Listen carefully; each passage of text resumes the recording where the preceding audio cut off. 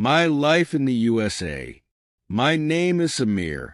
I'm 23, and 2 years ago, I made the biggest decision of my life. I moved to the United States. It feels like it was just yesterday, but in reality, it's been a roller coaster of emotions, surprises, and moments I never thought I'd experience. Coming from a middle-class family in India, I always had dreams of going abroad, seeing the world, and making something of myself. I had a good job back home, but the USA was calling. It wasn't just the idea of a better salary or living in a foreign country. It was the idea of possibility. That's what America represented to me.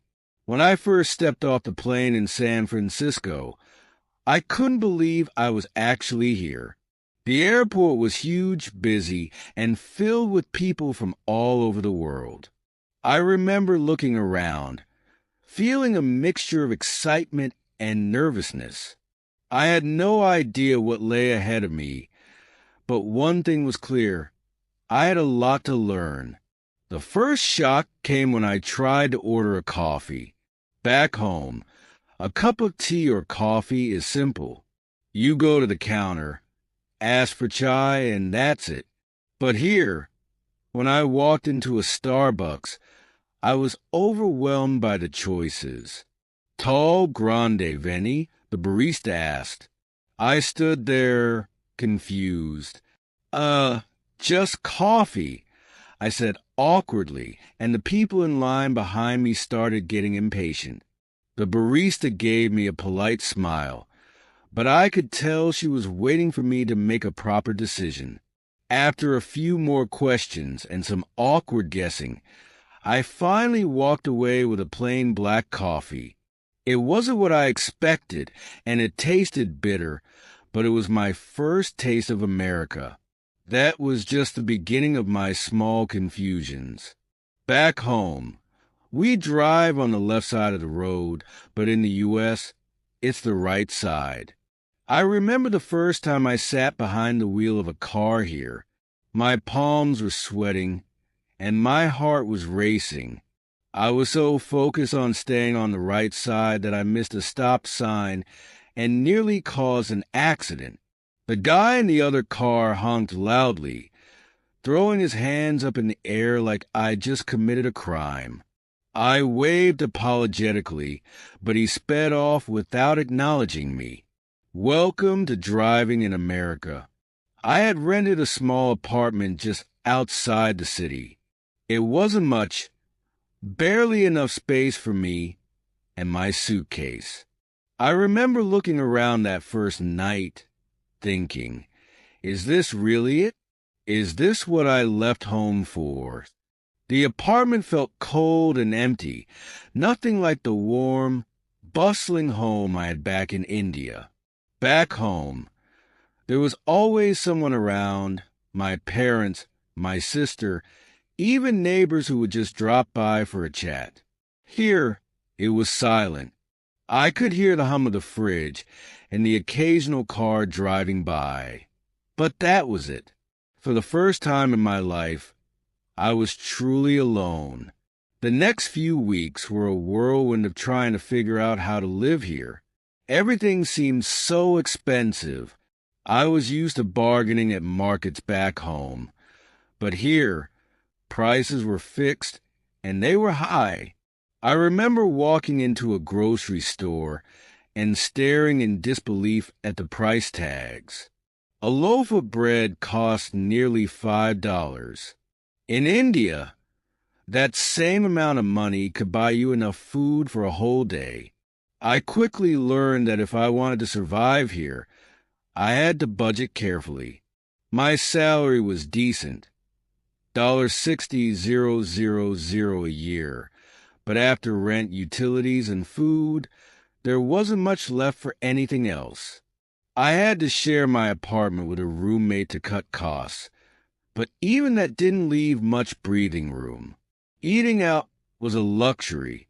A simple meal at a restaurant could easily cost $20 to $30, and don't even get me started on the tipping culture. In India, you leave a small tip if you're really happy with the service, but here, tipping is expected, and it's usually 15 to 20%. The first time I went out to eat, I didn't leave a tip because I didn't know, and the waiter gave me a look I'll never forget. I felt terrible once I realized my mistake, but it was a learning experience. Speaking of learning, my English was tested in ways I didn't expect. I had always been confident in my English skills. After all, we spoke English in school, and I thought I had a good handle on it. But American English? That was something else. People here speak fast, really fast. And they use slang that I'd never heard before. What's up? Someone asked me in the office on my first day. I blinked, confused. Was he asking about work? Did he want to know if something was wrong? I just smiled and nodded, which became my go-to response when I didn't understand something. Over time, I started picking up on the little things, like how Americans love small talk. Back home, if you see someone in the elevator, you don't strike up a conversation. But here, people ask, "How's your day going?" Or, "Nice weather today, huh?" It's casual, friendly, but also strange at first. I wasn't used to talking to strangers, but it became a part of my daily routine. And then there was a loneliness. I didn't expect it to hit me so hard, but it did. In India, family is everything. We're close, always together, always supporting each other. But here, I was on my own. I'd come home from work to an empty apartment. No mom waiting with a warm meal. No dad asking about my day. Just me and the four walls. I'd call home, of course, but it wasn't the same. My parents were proud of me, but I could hear the concern in their voices. They'd always ask, "Are you eating well? Are you okay?" And I'd say yes, but deep down, I wasn't sure. There were days when I questioned my decision. Was this really what I wanted? To be thousands of miles away from home, struggling to make ends meet, learning a new culture and trying to fit in? It wasn't easy. But every time I thought about giving up, I reminded myself of why I came here in the first place. I came for a better life, for opportunities, for a chance to prove myself. Things started to change when I made my first friend, Josh. He worked in the same office as me, and one day he invited me to lunch. I was hesitant at first. Back home, you don't just go out with people you barely know. But I went, and it turned out to be one of the best decisions I made. Josh introduced me to other people, helped me understand the American way of life, and even taught me some slang. He made me feel less like an outsider and more like I belonged. As time went on, I started to find my rhythm. I learned how to navigate the city, how to budget my money, and how to cook my own meals. I even started to enjoy the little things, like walking through the park or grabbing a coffee on a lazy Sunday morning. There were still tough days, of course, days when I missed home so much it hurt. But slowly, I was building a new life here. One of the most surprising things I learned about Americans is how much they love their dogs. Everywhere I went, people were walking their dogs, playing with them in parks, and even bringing them to cafes. It seemed like there were more dogs than kids.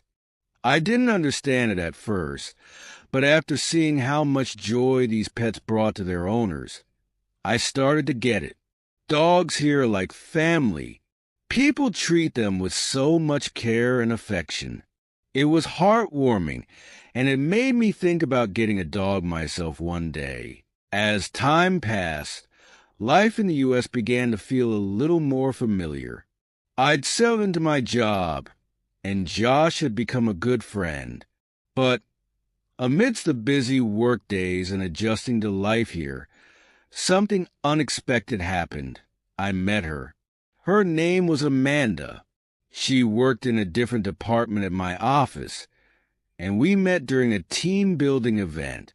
At first, it was just friendly smiles in the hallway, casual small talk about work. But soon, things became more than that. Amanda was everything I admired, smart, funny, and full of energy. She had a way of making every situation feel lighter, and before I knew it, I found myself thinking about her all the time.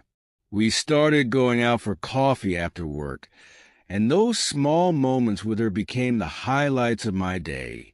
She was the first person in the U.S. who made me feel completely comfortable, like I didn't have to try so hard to fit in. With her, I could just be Samir. One weekend, she invited me to her family's home for a barbecue. Now, if there's one thing Americans love almost as much as their dogs, it's a good barbecue. I had no idea what to expect, but I quickly learned that these gatherings are serious business. Her dad had this huge grill in the backyard, flipping burgers and ribs like a pro. I tried to help, but when I burned a few hot dogs, Amanda's dad gently guided me away from the grill, laughing. "Why don't you leave the cooking to us and enjoy the sunshine, Samir?" That day was full of laughter, and I felt a sense of belonging I hadn't felt since leaving home. Amanda and I started seeing each other more often after that. It was my first real relationship in the U.S., and things were going great until they weren't. You see, Amanda and I came from different worlds. I was still adjusting to life in America, trying to balance my roots with the new culture around me. Amanda, on the other hand, had grown up here. She didn't fully understand the weight of my family's expectations or the guilt I sometimes felt for leaving them behind. We had small disagreements at first, things like how often I called my parents or why I couldn't just fly back to India for a visit whenever I wanted. But over time, those small arguments grew into something bigger. One night, after a long week at work, we sat in my apartment, and out of nowhere she said, "Samir, do you ever feel like we're too different?" Her words hit me like a punch. I didn't see it coming. I thought we were doing fine, but Amanda felt like she couldn't connect with parts of my life, especially the part that still held on to home. We tried to work through it, but it became clear that no matter how much we cared for each other, we were heading in different directions. The breakup was hard. There were nights when I lay in bed, staring at the ceiling, wondering if I had made a mistake coming here. I missed her. I missed how she made me laugh. The way she could turn a stressful day into something manageable. I even missed the little things, like how she'd always steal fries off my plate when we went out to eat. For a long time, I couldn't stop thinking about her. I'd replay our last conversation over and over, asking myself if there was something I could have said or done differently. But as much as I missed her, I knew that some things just weren't meant to be. Life had a way of teaching me that.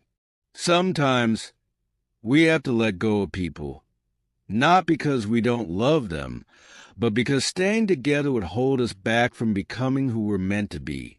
So I focused on healing. Josh, being the good friend he was, would drag me out of my apartment when he could see I was stuck in my head. "You need to live a little, man," he'd say, practically pushing me out the door to grab a beer or watch a game at the bar.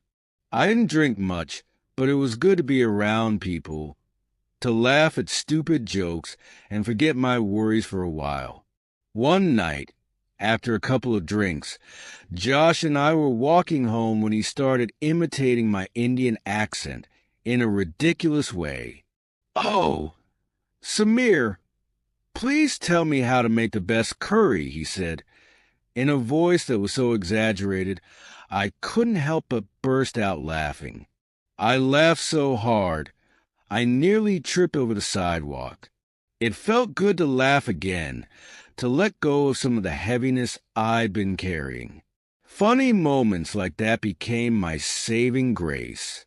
Like the time I tried to make an Indian dish called samosas for Josh and our friends. I thought it would be nice to introduce them to some of my culture, but halfway through, I realized I'd added way too much chili powder. When Josh took his first bite, his eyes bulged and his face turned red. "Dude, are you trying to kill me?" he gasped, chugging water. Everyone burst out laughing, and even though my cooking was a disaster, that night became one of my favorite memories. On the work front, things were steady. I was getting better at handling my responsibilities, and my confidence in my English was improving. But every now and then, I'd still get thrown off by some American phrases. Once, during a meeting, my boss said, "Let's circle back to that later." I nodded, but I had no idea what circle back meant. Later, I found out it just meant to return to the topic. It's funny how the smallest phrases can make you feel like an outsider. But over time, I learned to laugh at these moments rather than feel embarrassed. Mistakes are just part of learning. After all, traveling around the U.S. was another adventure. One weekend, I decided to take a solo trip to New York City. Everyone always talks about how it's the city that never sleeps, and they weren't lying. The moment I stepped out of the subway in Times Square, I was hit with a wave of noise, lights, and people. It was overwhelming and exciting all at once. I spent hours just walking around, marveling at the tall buildings and the energy of the city. I tried New York pizza for the first time. It was huge, greasy, and delicious. I even met a street performer who was playing the saxophone, and when he noticed me watching, he winked and started playing the tune of an old Bollywood song. It was such a random, unexpected moment, and I couldn't stop smiling. But beyond the excitement of new experiences, there were life lessons that hit hard. One thing I learned quickly was how to manage money. Living in the U.S. isn't cheap, and there were times when I had to get creative with my budget. I remember once, during a particularly tight month, I survived on ramen noodles and peanut butter sandwiches for an entire week. It was tough, but it taught me the importance of planning and saving. And then there were the lessons about people. In America, I learned that not everyone who smiles at you is your friend. People are polite, yes. They say hi even if they don't know you, and sometimes they give compliments just to be nice. But that doesn't always mean they have your best interests at heart. I had to learn to trust my gut, to recognize the difference between genuine kindness and surface-level politeness. There were people who supported me wholeheartedly, like Josh, but there were also people who didn't care if I succeeded or failed. Through it all, though, I realized the importance of family. No matter how far I was from home, my parents were always there for me. Their phone calls, their words of encouragement, and even their gentle scolding kept me grounded. They reminded me of who I was and where I came from.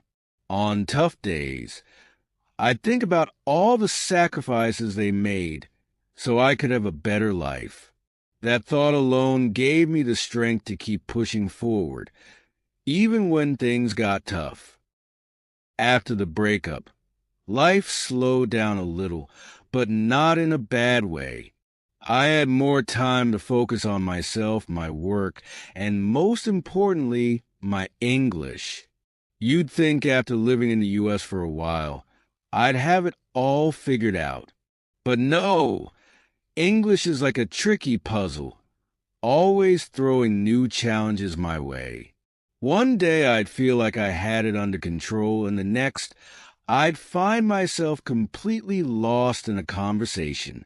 Take, for example, this one time at work. It was a typical morning, and I was sipping my coffee when my boss walked up and said, "Samir, could you give me a ballpark figure on the project costs?" I stared at him blankly. Ballpark figure? Were we suddenly talking about baseball? I tried to keep a straight face and nodded, pretending I understood. But inside, I was panicking. I Googled ballpark figure under the table during the meeting and found out it just meant an estimate. Few close call. I laughed about it later, but these little moments kept me on my toes. But it wasn't all confusion. There were plenty of fun and quirky things I loved about living here. For one, Americans love their holidays. Every month, it felt like there was some new excuse to celebrate. Halloween, Thanksgiving, Christmas. It was non-stop. Halloween was the most bizarre one for me. Back in India, I'd seen it in movies, but nothing prepared me for the reality of grown adults dressing up in costumes and roaming the streets. Josh and I decided to throw a little Halloween party at our apartment, and he convinced me to dress up as Spider-Man. Let's just say, wearing that tight suit was an experience. Halfway through the party, the mask became so unbearable I ripped it off, much to the amusement of my friends. Josh, on the other hand, dressed as a giant hot dog and spent the entire evening telling people to relish the moment. It was so bad it was funny. Funny moments like that became a part of my everyday life. Once, I went to a drive-thru for the first time. I had seen them in movies but never experienced it myself. I was so nervous about getting the order right that when the lady asked, "Do you want fries with that?" I panicked and said, "No, I'll just take the ketchup."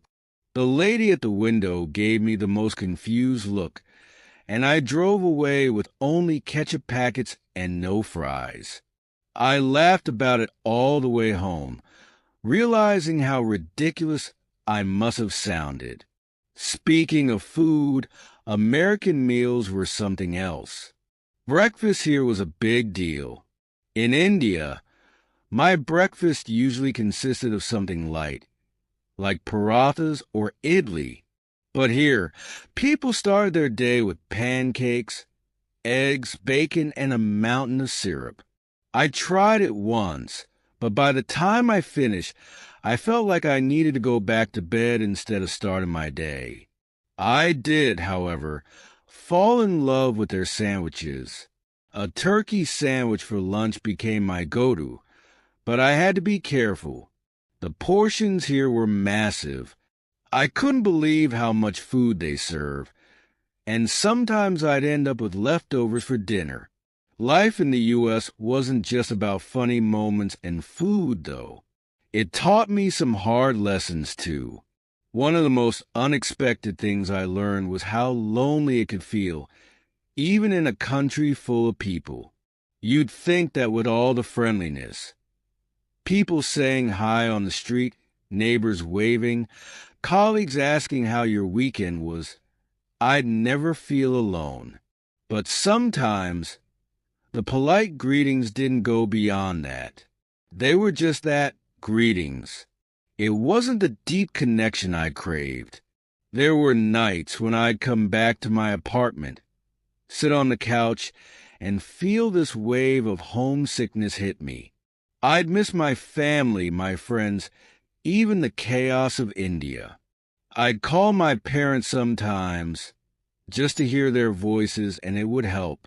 But other times, I just had to sit with that feeling and remind myself that this was all part of the journey.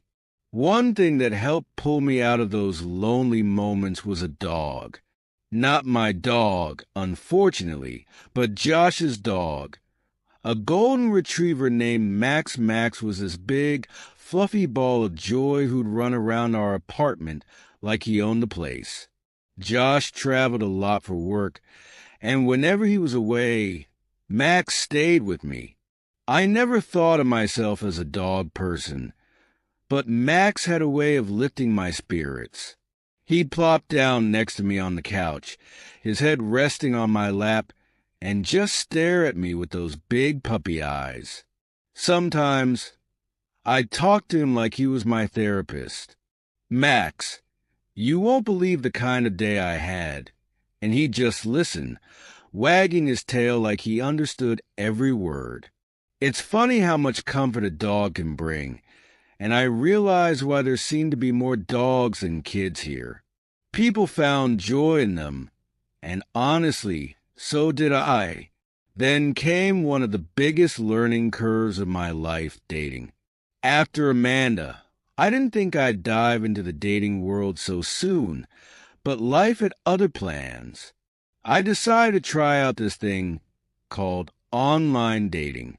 Everyone was talking about apps like Tinder and Bumble, so I thought, why not? I created a profile, uploaded a decent picture, and within a few hours, I got my first match. Her name was Sarah, and she was cute, blonde, blue eyes, with a great smile. We messaged back and forth for a while, and she seemed cool. So, we decided to meet up for coffee. The day of the date, I was nervous. I'd heard horror stories about online dates going wrong, but Sarah seemed normal enough.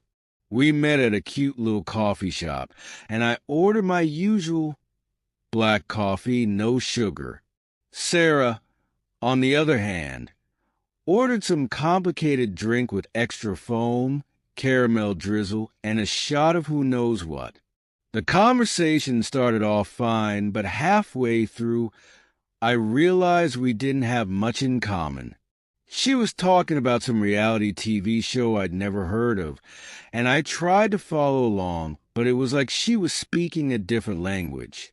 Then came the awkward silence. You know the kind. The one where both of you are searching for something to say, but come up empty.